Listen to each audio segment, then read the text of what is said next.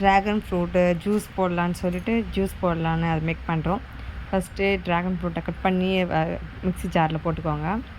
அப்புறம் கையில் இந்த புதினா கொஞ்சம் அலசி இதில் போட்டுக்கிட்டேன். கொஞ்சோண்டு லெமன், ஆஃப் லெமன் எடுத்து புழிஞ்சு விட்டுக்கிட்டேன். அவ்வளோதாங்க. அது கூட கொஞ்சம் சர்க்கரை ஆட் பண்ணிக்கோங்க. இல்லை வந்து வெல்லம் கூட ஆட் பண்ணிக்கலாம். வெல்லம் ஆட் பண்ணிக்கலாம். சர்க்கரை போட்டுக்கோங்க. எங்கள் வீட்டில் சர்க்கரை தான் இருந்துச்சு, அதனால் சர்க்கரை போட்டாச்சு. மிக்சியில் போட்டு அடிச்சுக்கோங்க. நான் தண்ணி அதில் விடலை. நீங்கள் தண்ணி வேணால் தண்ணி விட்டுக்கோங்க. நான் ஒரு 4 டீஸ்பூன் போட்டேன்.